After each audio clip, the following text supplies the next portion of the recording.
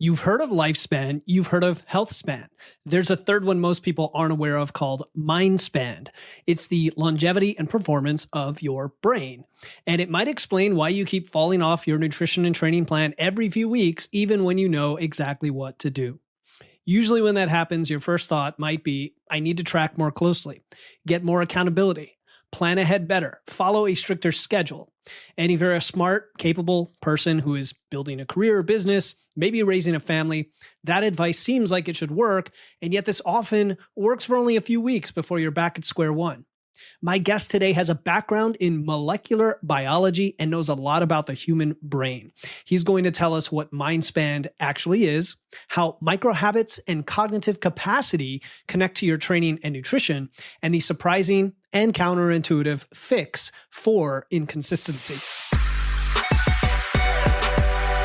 Welcome to Wits and Weights, where in every episode we put a popular piece of fitness advice under the microscope, find the hidden reason it doesn't work, and give you the deceptively simple fix that does. I'm your host, Philip Pape, and if you've ever fallen off your training or nutrition plan and you tried to fix it by adding more structure, more tracking, more accountability, more planning, today's episode is going to challenge that thinking because we're going to talk about something called mind span, the idea that your brain's performance and longevity is an important variable in and of itself, because in fact, your brain and your cognitive capacity might be the real bottleneck in your ability to be consistent. My guest today is Thoryn Stephens. Thoryn started in molecular biology, spent over a decade in data science and analytics. He now runs Brain One, a platform focused on brain fitness and behavioral protocols. He's all about neural performance and how to optimize human health to increase things like focus, energy, resilience. Today, we're discussing mind span and why it matters for your physical health and fitness, how things like microhabits and cognitive capacity connect to your ability to accomplish your goals, and strategies to make your routine even more sticky and sustainable. Thoryn, welcome to Wits and Weights. Thank you so much. Glad to be here. So we often describe consistency as a behavior problem, right? And I think what I've learned from your work is that you might say it's more of a brain-related or cognitive problem in terms of your ability to even execute those behaviors. Is that a fair way to characterize it? I think humans are immensely complicated, and getting a human to do one small thing routinely is very challenging in itself. So I believe there's rigor you can put behind how people learn new habits fundamentally. So I think there's definitely opportunity there. So let's go a little deeper on that then, because you're all about the brain and brain fitness, right? So when you talk about the rigor of setting up those behaviors, are we talking about a system, a structure? Is it more about, I mean, what is it? Yeah. Yeah. So just super briefly on my background, I'm a molecular biologist, went into data science, and then I started doing marathons and Ironmans, and we're using essentially health protocols to organize how I was training. And that really applies to other areas of my life as well, relative to like my day-to-day health protocol. When you get up in the morning, what do you do? And so when we talk about brain optimization, what we've seen through our own testing and research, and also just looking at, thousands of longevity papers and so forth, I mean, you have to really start with the basics. So ours are nutrition, exercise, sleep, stress, connection, some sort of metabolic, just optimization as well. Those are kind of like the 6 pillars that we generally see. So if you're not sleeping, then you're not going to be neurologically active. It doesn't matter what nootropics you're taking or, what magic pills. You really have to start with the foundation. And then from there, layering in additional micro habits is what we call them, just small structured, incremental things that you do that then have, bigger sustained gain over time. Okay. So I got 3 things out of that I want to dig in. One is the longevity connection. The 2 is the 6th or the 5th and 6th piece of those pillars, which you mentioned, connection and metabolic optimization. And then 3 is this layering on. So starting with longevity, why is longevity important in and of itself? Because I know there are short and long-term goals. And sometimes, I know when I went through my nutrition coaching, right, you learn that there's these trade-offs between physique and athleticism and longevity. And so why is that important? I think it depends on the human, right? I look at things such as this as a spectrum. Like over here, you have Brian Johnson, who is doing everything he can to optimize his biology to live longer. Most humans are kind of over here, they know they want to live for a long time, but, maybe aren't making changes. I don't know, maybe we're over here a bit, following some sort of a structured plan. I think it depends on the human and ultimately their own motivations. Not everyone wants to live forever. And as you look at these protocols for this, supposedly to add, additional years on that health span, those remaining years of your life, does that impact your quality of life, and the things that you love to do? So it's, in my mind, it's always a balance in these things. And is the balance between health and lifespan, or is this extra mind span variable layered in there now? I mean, I think it's kind of all of the above, like, again, doing the things that you love, anything that you love that's done in excess generally is, negative relative to your mind span, health span, all the above. So I think, the balance of it is really important. That's a good way to put it, right? Anything in excess, because that's often what we talk about is doing too much, literally, and dialing that back. Including exercise, including weights. Exactly. Everything. Of course. So, but yeah, those are some of the principles that we really try to, round around, basically. Okay. Yeah. Well, I like principles. So when you said you start with the pillars and then you layer on micro habits, and we talk ad nauseum on this podcast about nutrition and training and sleep and stress. Awesome.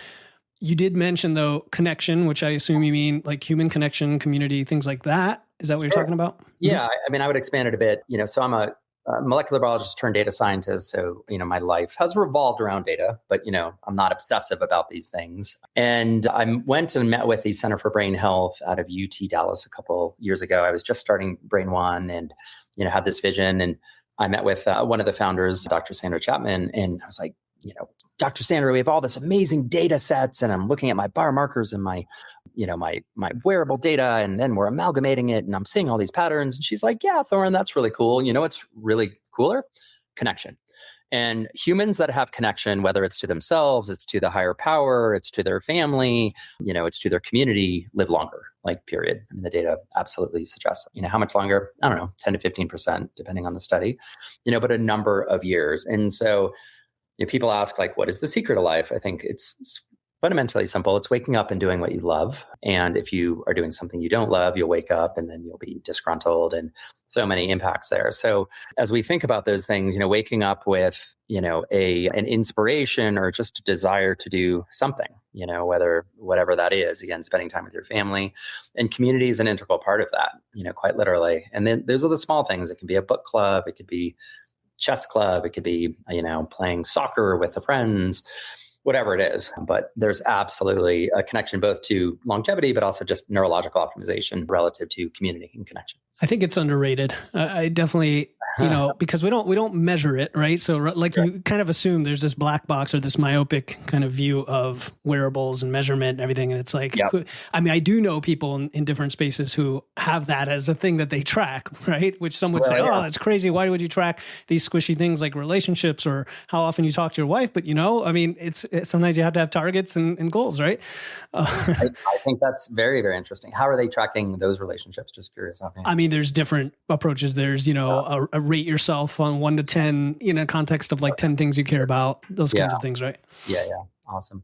Yeah, that's really interesting. I mean, there's also the social side of all of this, which I think can be a bit nefarious, how you think about your social circles, connections. But yeah, so I would say the measurement behind this is what's been the most interesting to me throughout my career when I was in biotech initially, and then I went into user behavior research and, so forth.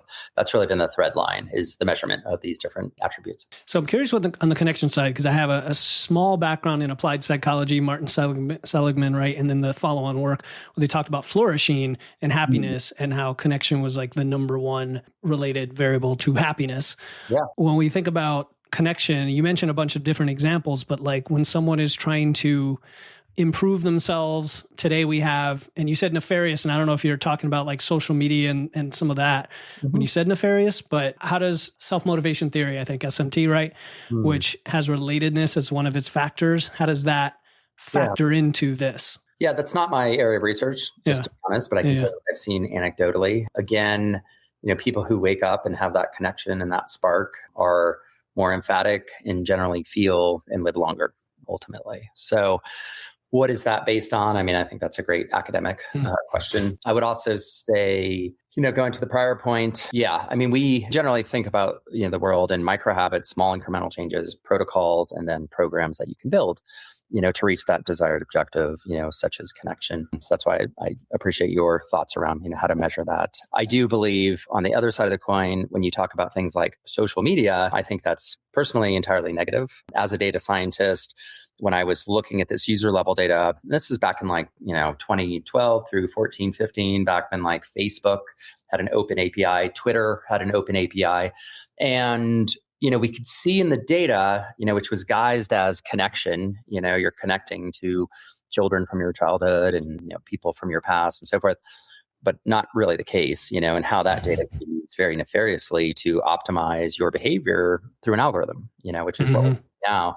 And so all the recent, press around meta being fined with, young adults, this was all known a decade ago. This was not new. I mean, again, the data was already there. It's unfortunate it's taken this long, an entire generation of humans, to have been so susceptible to this, because it's really preying on some of the negative sides of that connection and game theory. And, you get the number of likes and all those pieces. And the dopamine. Yeah.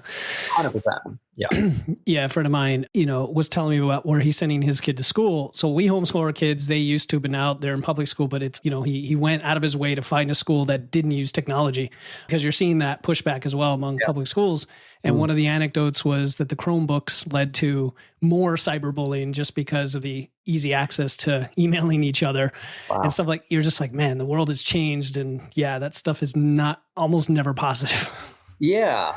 Yeah. But again, it's a balance. We can't expect our children, or a community to live out in the forest. Right. Be a Luddite. Yeah. Quite literally. So, my feeling, I get asked this constantly, it's my feelings on AI. And I feel like you actually need to truly understand it. And you need to learn these tools. You need to see what's happening with Claude because it's moving so fast. And otherwise, then you're going to be making your decisions, maybe not based on the most empirical data. So for sure, I think it's great to know these things and, expose, but again, always in moderation. Yeah. So before I lose the audience with some of these tangents, which I enjoy academically, but going back to the micro habits, let's get into that, because we've had a lot of guests on here that talked about habit theory. We've gotten into atomic habits and the how long it takes to build a habit, and having either very hard and fast rules to take you out of temptation from coming off a habit, and lots of different approaches.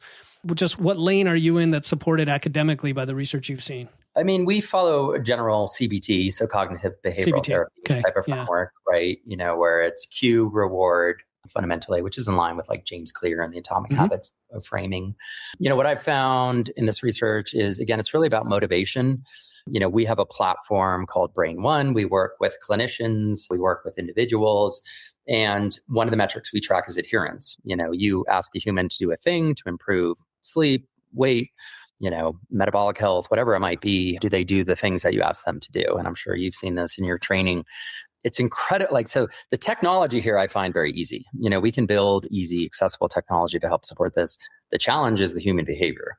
That is the crux of all of this. And getting one human to do one thing regularly as a new, again, micro habit, part of their day is just incredibly challenging. So what I've seen, again, it's that cue reward, those rewards, and ultimately those motivations. So let's get into that. Somebody I heard maybe a year or two ago, Dr. Karen Norden, I don't know if you're familiar with her. She's in behavior change. And she was the first one to say, and maybe this is just a contrarian way to present it, when it comes to nutrition or training, let's talk about training and exercise. Yep. That whole systemic act of having your exercise routine itself is not a habit, because it's at too large a level. It's too macro. And the habits are the automated things that go down all the way to what you said, the cue reward system. So how do we find that level? If you agree with that, how do we find that level that truly is a habit that becomes automatic versus this systemic combination of habits? Yeah. Yeah, that's interesting. I'll definitely check out her research. What we've seen empirically, again, I think humans are more successful if they have a structure behind it, period. So my personal example, I was athletic as a youth. I went to a high school for snowboarding and US ski team, Olympians and so forth. But then when I went to college, I studied biotechnology. And then after college, I was kind of just debating on what to do next. And long story short, I started running. And it started off with Susan G. Komen 10K and then a half marathon. And then I went to triathlons and Ironmans and so forth.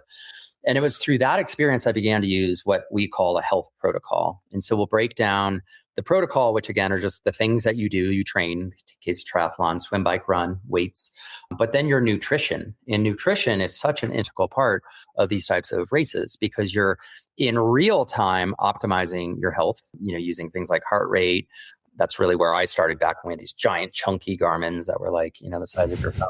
But it was when I started using heart rate, what I began to see in following these protocols is that I could basically optimize my biology.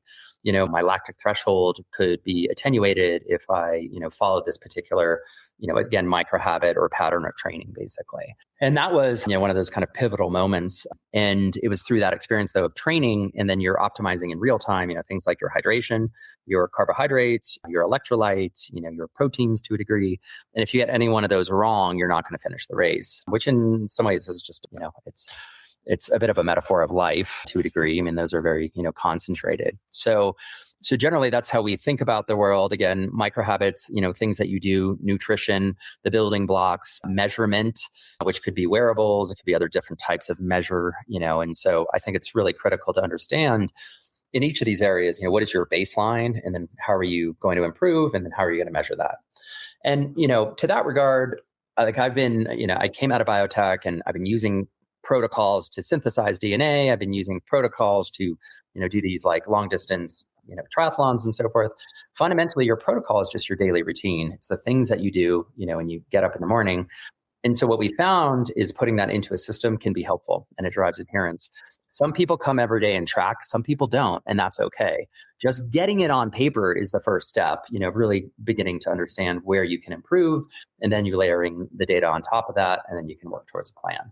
But, some people will never look at an app, period. So you really have to meet them where they're at. Yeah. And people know I'm a huge data nerd. I do love tracking. And I do find that on day zero, if you can track, the challenge I found for folks is what to track, how to measure it, which you kind of implied, so that you have something to baseline and actually improve. And where my mind goes with that is the body is complex, and there are direct things we can measure, and there are proxies for things. And then there's things we may not even know quite how to measure.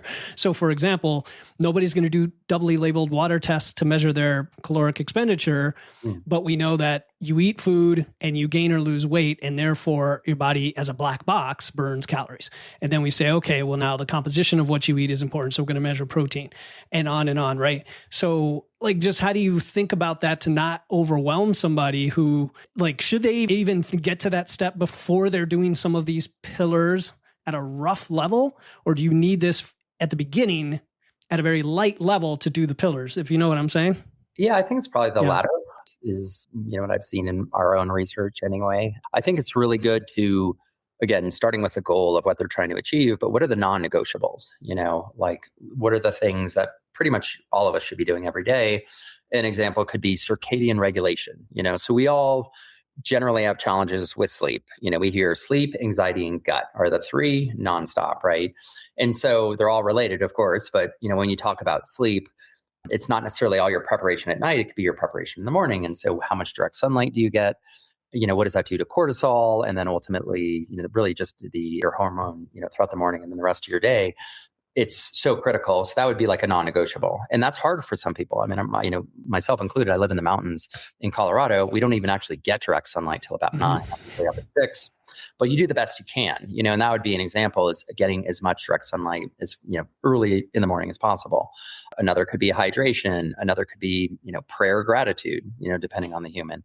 So we have a set of non-negotiables we try to follow, but they also are completely in line with the core pillars of, nutrition, exercise, sleep, stress, community, metabolic health, and those pieces. So all related. Yeah, they're all related. So you said it starts with a goal, and even that could lead to not an argument, but a discussion I've had with people about, do we even set a goal before we set a timeline? Maybe we have a timeline, then a goal, whatever.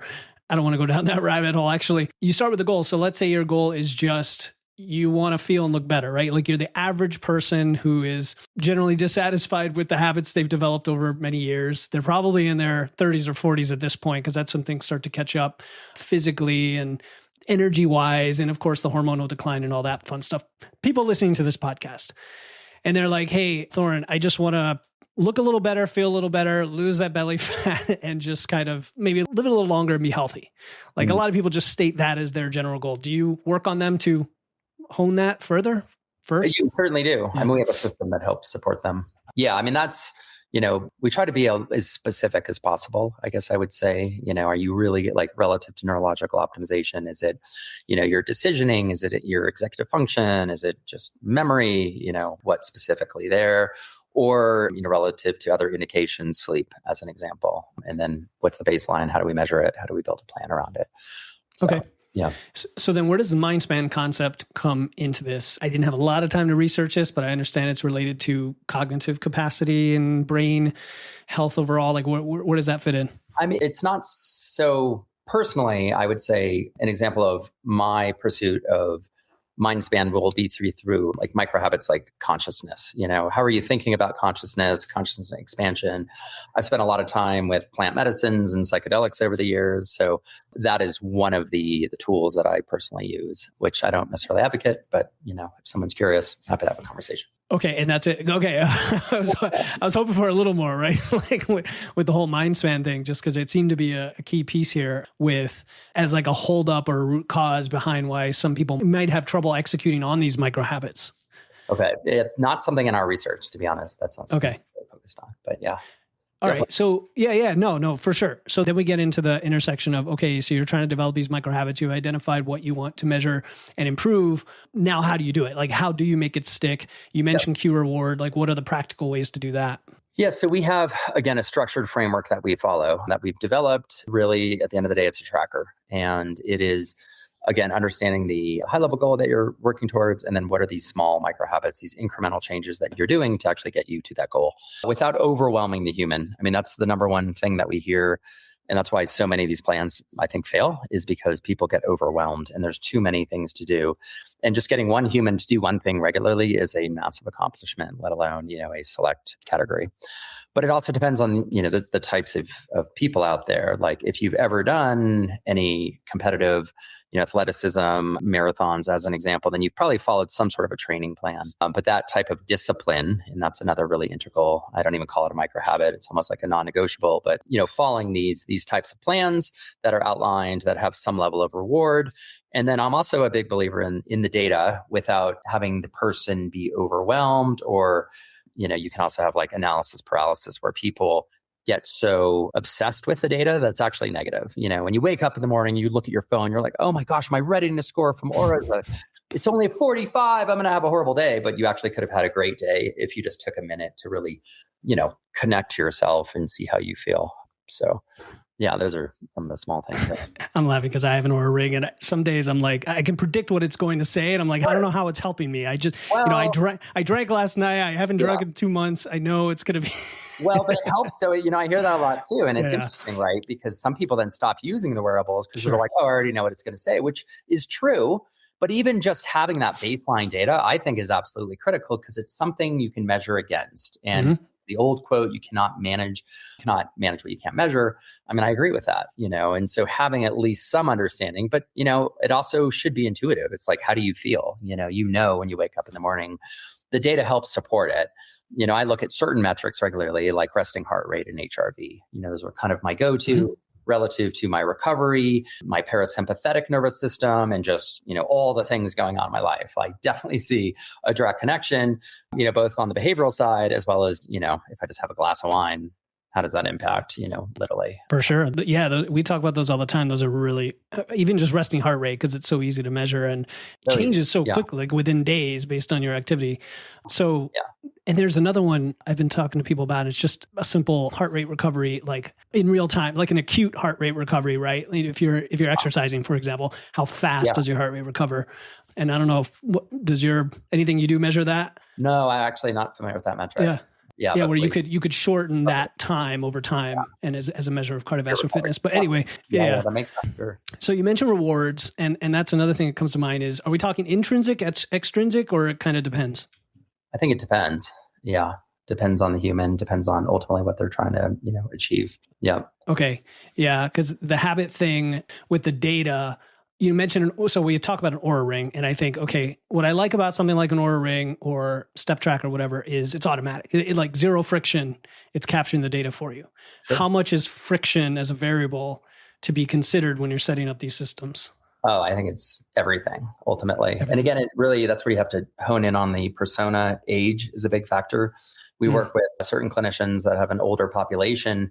You can build the best app tracker in the world. It doesn't matter. They're not going to use it. So we've looked at other mechanisms, even like just having notebooks and, paper trackers people can follow. I think that's interesting. SMS, how do you, but truly meet the person where they're at? So that's a really kind of integral part in all of this. Yeah, man, I could relate. I love spreadsheets, and a lot of people don't. Here, use this spreadsheet. Even if it's the best so easy, but for a normal human, it actually might not be. Ultimately, we've been testing adherence with just a single text message. You get one in the morning, like, hey, these are your 3 micro habits for the day. If you want more, you can click on it. It takes you to the platform or not. And at least you have a framework. And I think there's so much value in that. Getting it on paper. And again, even if you don't do it every day, and you shouldn't be too hard on yourself, but do the best you can and ultimately have the measurement to try to reach whatever you're trying to achieve. So you just said something interesting there, every day. And that's another argument I've had with folks, because let's say you want to lift weights, right? And we know you could train as little as 1 or 2 days a week, all the way up to 6, or if you're crazy, 7 days a week lifting weights. And there's like a school of thought that says, well, even if you're going to lift 3 days a week, the other 4 days you have something in that block or something to kind of check off as part of your fitness routine, like a walk or something. What are your thoughts on that theory of like 7 days a week theory versus these less frequent things? I would say, now that said, I'm a highly aggressive human relative to my exercise. I live here in Colorado, try to ski, snowboard almost every day, during the winter. In the summer times, it's trail runnings, it's cycling, it's mountain biking. So I am out all the time. My core routine, I do hot Pilates. So I get the sweat plus weights and then, some cardio and so forth. And that's at least 3 to 4 days a week. So personally, I would say I always listen to my body first and foremost. I try to do Pilates every single day, but if I wake up and my HRV is dipped because I hit it too hard the day before, I'll listen to my body and just not go to that class, fundamentally. But I think in all things, again, going back to the brain and neuroplasticity, you want to have periods of recovery. That's absolutely as critical as actually doing the exercise yourself. And as you know, that's literally when the muscles actually rebuild, is during that recovery period. So absolutely. Yeah, true. I agree. Sometimes we talk about recovery as like the overriding variable for all of this, and then you back into. But kind of what I was really asking very poorly was, with brain science and stickiness and discipline, is having the daily habit, whether even if it changes. So like I have a daily movement habit, and it might be training this day, it might be hot yoga this day, it might be walking slowly this day. Does that lead to more success or stickiness with your habit than not? I think we've seen both in our data. Again, I think it depends on the human. Some people do really well with like strong structure, 6 days on, 1 day off, whatever it might be. But I feel that it really does vary. And again, I go back to the motivation of the human, what they're trying to achieve. But that's the hardest part in all of this, Philip, is that behavioral piece, like, period. Again, the rest of this, the plans, the technology, we're in biometrics, biomarkers. We just added face scans. So we get 30 biomarkers off of a face scan as an example. Interesting, what we can now do with that data to look at the time series. But if the human's not doing the thing that they want to do, or whatever their objective, their goals are, then, ultimately we're failing. So. Yeah, just always curious about this stuff, because there's, if you cherry pick any particular study, then you go down a rabbit hole where things conflict. Like I remember learning about a study maybe 2 years ago that compared 5 days to 7 days of weigh-ins. So it wasn't even looking at like frequent weigh-ins versus infrequent. It was looking at 5 versus 7, and it found better, sustaining of weight loss results when it was 7 versus 5. That's interesting. Right? Yeah. You see those little things, and I'm like, well, that's an interesting, right? The variable changed just a little bit. Exactly. Yeah. So, and I know there's some folks that subscribe to that, but maybe it is individualistic, just like study data is based on a population, and you can be an outlier or whatever. Yeah. What was the other thing you mentioned about? I'm totally off track of all the original stuff I was going to talk about, because this is very interesting. What we dive into a little bit more is, again, around the concept of these micro habits and behavior change. And that I always come back to, so my background's in molecular biology, but gene expression. And that I think this is a really important point people don't necessarily understand, like dementia prevention, right? Everyone listening to this is terrified, maybe for themselves, maybe for their parents, their grandparents. And so there are There's a paper, it's a Lancet 2024. I can include it or share it with you, but it outlines essentially 14 different behavioral modifications. These are things that you can do, we can do, our grandparents can do to help prevent dementia. And again, there's no silver bullet here. It's not like this is going to help prevent dementia for every single human. I think the statistic was roughly about half of global cases. There's about 55 million globally. So it's a significant amount. And the thinking behind this is, again, you can have a genetic predisposition for something like Alzheimer's. Now, if that's the case, you're not going to, through lifestyle, prevent the onset of the disease, but what you could do is start to stave off some of the impacts, relative to the progression, basically. And we've seen this in the data, and I think that's pretty tried and true. But the overarching point, then something like dementia, where, you do have an opportunity to help, really, again, support, the onset of the disease through, some of these micro habits. And like a couple examples. So one, connection actually is on the list. That's a very prominent one. It could be things like hearing loss in your old age. It can be education, but all of these things essentially that we have the opportunity to improve. And so from a gene expression perspective, you have your genetic blueprint, you have what's called your proteome. So you have your DNA, and then in between you have RNA, which I think more and more people know about now. And then you have things like methylation or genomics, epigenetics. Essentially that's the regulation of your DNA, RNA, and ultimately to proteins. And we are an expression of our proteins or proteome. And so it's just interesting to think that we have the opportunity to optimize, essentially a good chunk of our DNA. What's the number? It depends on the tissue, depends on a number of factors, but maybe 30 to 50%-ish, of your DNA, you actually can impact based on your lifestyle and based on micro habits, all the things that we've been talking about. And so, I'd like to think that's a bit empowering. People feel like, this is my DNA, I'm stuck, and this is my life, I can't make changes, when, there is a level of optimism and that we can positively change these things. Yeah, I totally agree. I mean, epigenetics is fascinating. I feel like we didn't know. I mean, I was born in 1980. I know it wasn't something we talked about growing up. It wasn't until the last couple decades that the general public became aware of it. And it gives you more power, like you said. The Lancet thing, is that the one that they added 3 more items to last year? Yeah. That's a good one. I should do an episode on that because you're right. There are a lot of factors in there. It reminds me almost of, there's 13 cancers that are related to lifestyle as well. 100%. Yeah. I'd be happy to give you a protocol you can give away to the audience, for these things. Yeah, for sure. We'll throw that in. What these micro habits are, and then the impacts on, in that case, dementia, or, another case, it could be cancers. The evidence that would be awesome, actually. Yeah. And I might even whip up an episode kind of going over that for folks. That would be cool. Oh, we can totally do that. Yeah. I'd love to partner or support in any way possible. Because again, go ahead. No, that's fine. You go ahead. No, it's just, we're an artifact of our behaviors, the people we surround ourselves with, the conversations that we have, and so much that, our environment, literally, where do we live? I've lived in big cities. I'm much more happy out in the country. Everyone's different, but whatever that is, and, really listening to that, getting attuned, I think is really important. I think you'd like it out here too. We're in Connecticut, 5 acres, got the woods in the back. It's really nice. Quiet. Yes, I appreciate the quiet. I remember the first night we moved out here and there were no streetlights or sound. It was amazing, but it was also a little bit eerie. You could get used to that. And I like reading dystopian fiction too, which has that too, but not in a good way. Yeah. It's like the Mass border. So Connecticut, Mass border. Yeah. And you're in Connecticut, or you're in Colorado? Colorado. Yeah. Cool. Out in the mountains. Got another couple weeks of snow and then it's officially spring. Are you at risk of wildfires where you are, or no? Oh yeah. Yeah. Pretty much. I hear that a lot from friends out there. California, not good. And yeah. And very volatile politics too, but we won't get into that.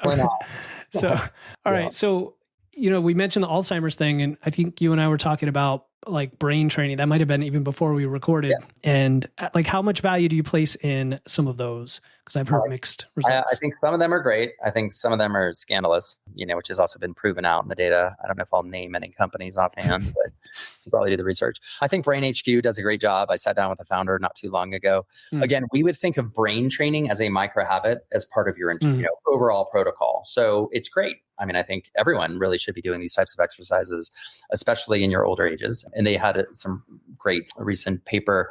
I believe it was the neurotransmitter was acetylcholine. They were seeing a positive results in a very specific neurotransmitter based on these brain training games. I mean, that's awesome, especially as people are getting older. So I think I think brain training is great as part of a overarching lifestyle and, behavioral protocol, basically. Yeah. And I think that the result you're talking about is a very specific subset of the training. So it's like you really have to know what you're looking at and looking for to potentially get the benefit, I would imagine. I think hopefully they've productized it and made it easy. So you don't even need to think about it. You do. But I mean, again, even the concept of brain training, and to your point, epigenetics, I mean, these things, brain training has been around for quite a while. Epigenetics has only been around, or at least really studied, the last couple decades. So a lot of this stuff is, I would say, generally new. And, humans don't think about neuroplasticity or the fact that their brain is an organ, just like your bicep.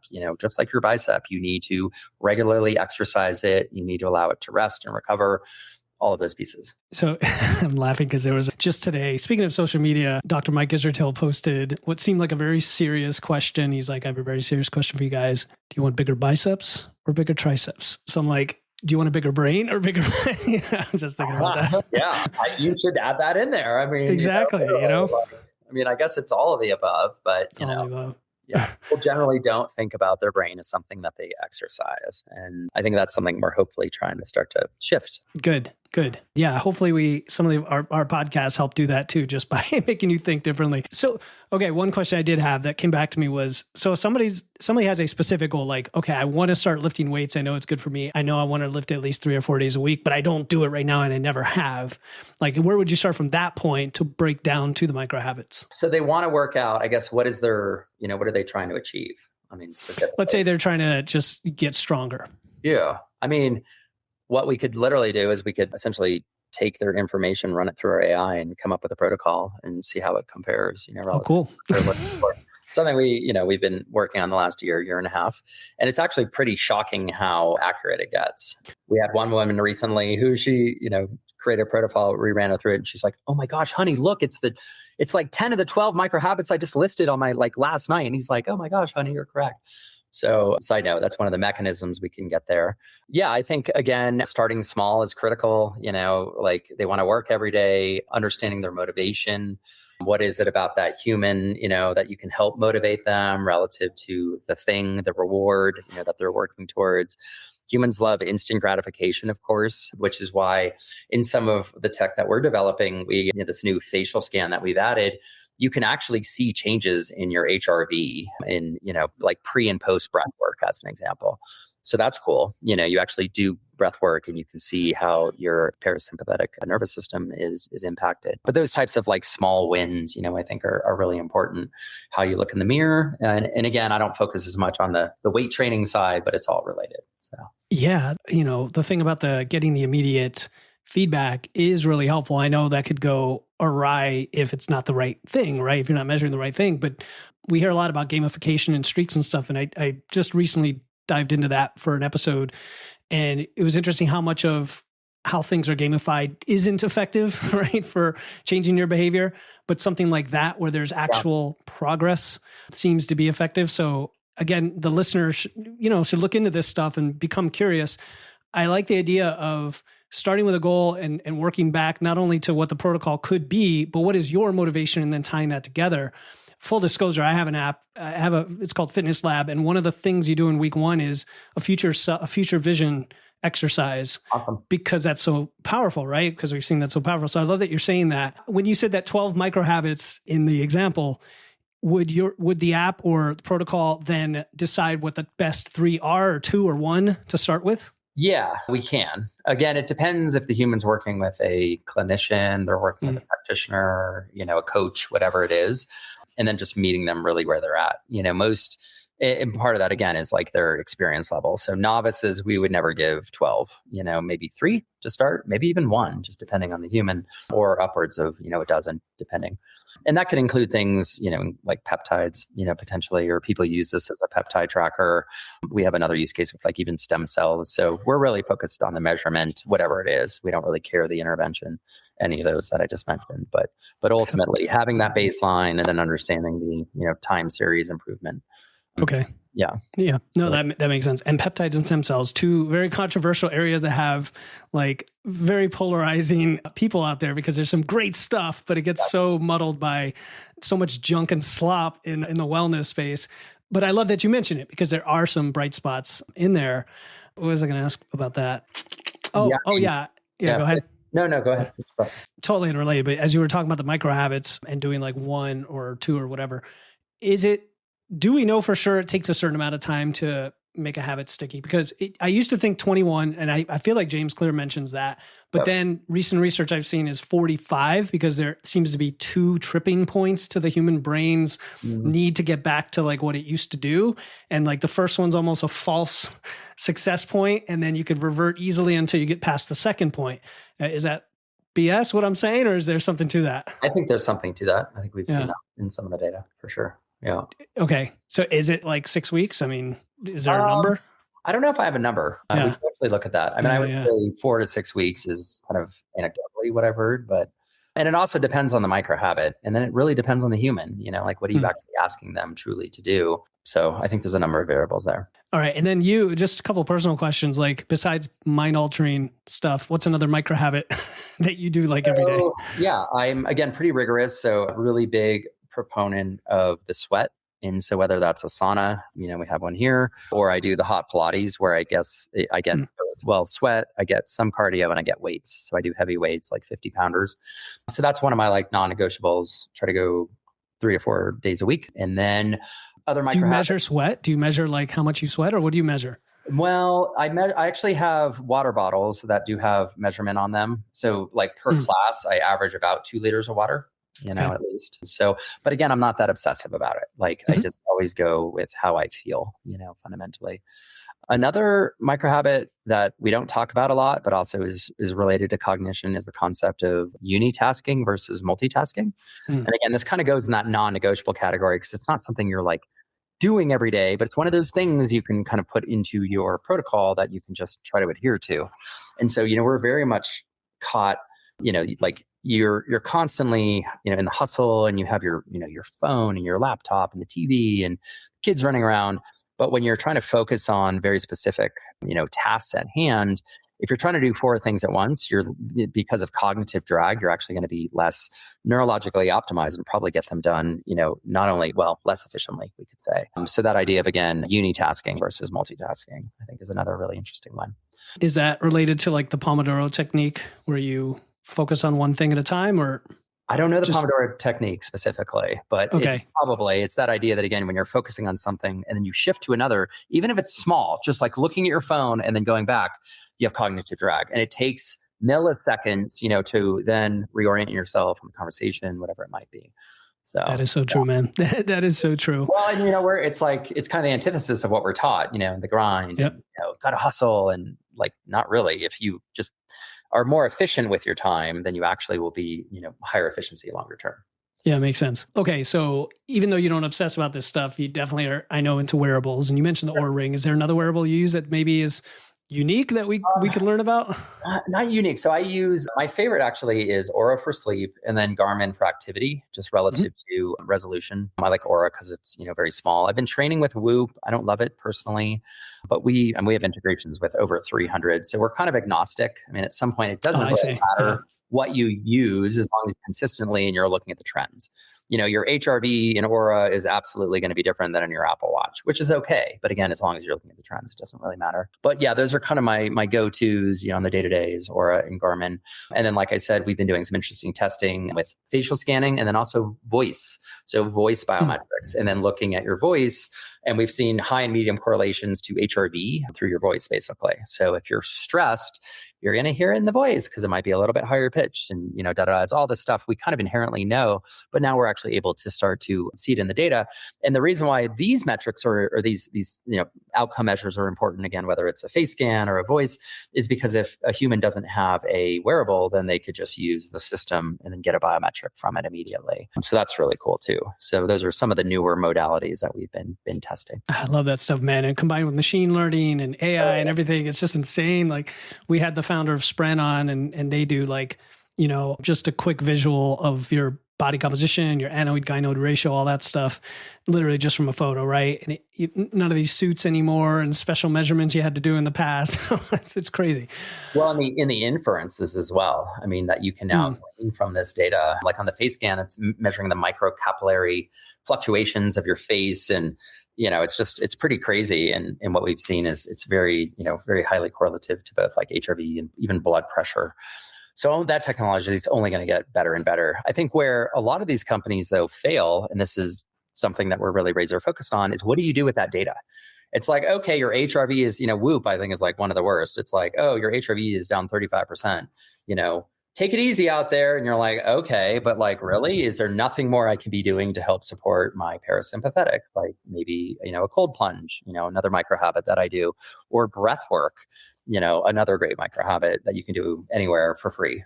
So, yeah. That is a very fair critique. That's probably where my brain was going when I thought, what am I going to do? Because the advice really isn't that high quality there. But it's like, okay, take the data and put it into this other system over here to figure out what to do. Now that's friction, So I know. And this is when we're trying to solve the same problems. Yeah. And so to your point, again, it's making it as frictionless as possible. And that's where I think it's also important meeting people with where they're at. How do you collect the data? That's why we like, some of these scans where if someone doesn't have a wearable, and then ultimately, what do you do with it? And how do you drive action from it? That's the most important. How do you drive action? The friction part's interesting with apps because, so like my favorite food tracker is Macro Factor, and people have heard me mention it 1 billion times because I'm an affiliate and like I use it, my clients use it. But they actually, one of the things they tout as a differentiator is their speed on certain actions. And they've done the testing, and it's like getting everything down to as few taps as possible and as fast as possible. And then when you look at like your screen time for the day, it's like 2 minutes, for logging your food. Whereas in some other app, it might be 10. And that alone could be the difference. Everything. 100%. Yeah. No, crazy. We very much agree with that type of optimization methodology. Yeah. It's nice. What we talk about is actually time to protocol. Like how long does it take for a clinician, practitioner, or just a human to create a protocol, literally. And what does that look like? It could be a list of micro habits. It could be, Taylor Swift's protocol they found online that they want to upload. I mean, whatever it is. And then literally, how do they then have a tracker that they can follow? So making it less, especially in this day and age with, the declining attention deficits. Oh, I know it because people they can't wait. And it's like, I'm just going to go to AI and get the answer. It's not always the best answer depending on how you ask it. Yeah, which is terrifying in itself. That's another episode. Exactly.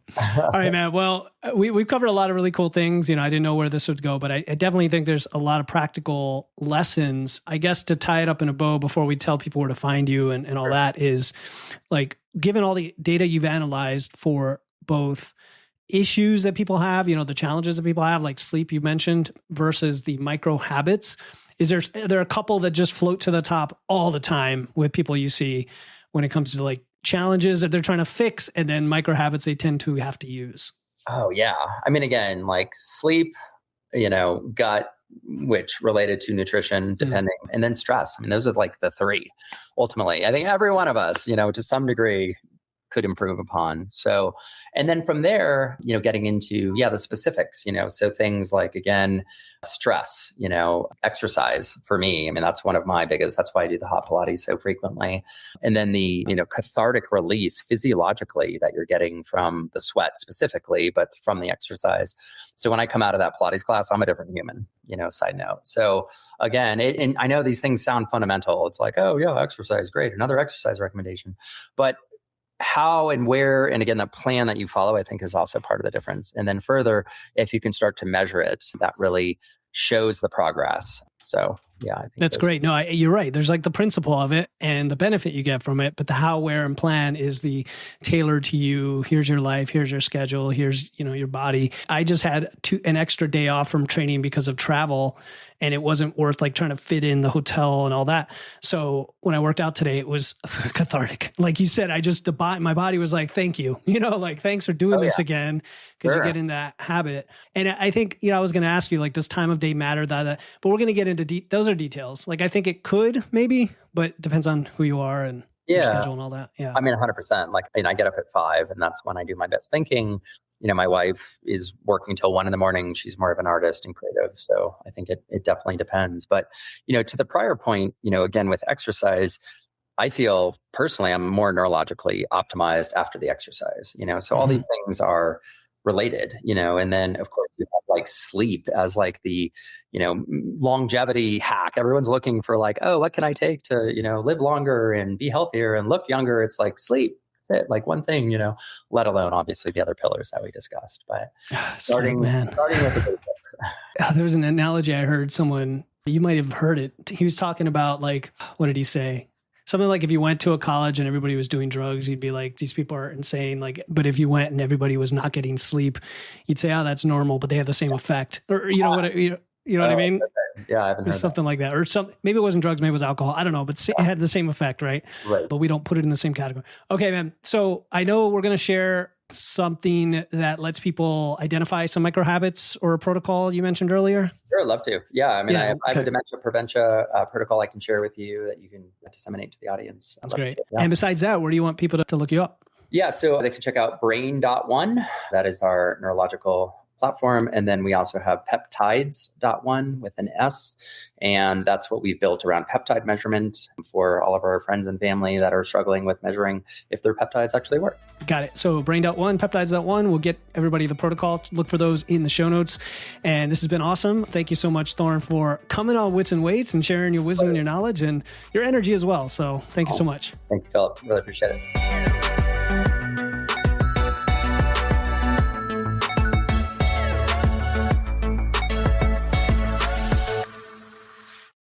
This podcast is for educational purposes only and is not intended as medical advice. Please consult your healthcare provider before making any health changes. Some links mentioned may be affiliate links, which means I may earn a commission at no extra cost to you if you choose to purchase.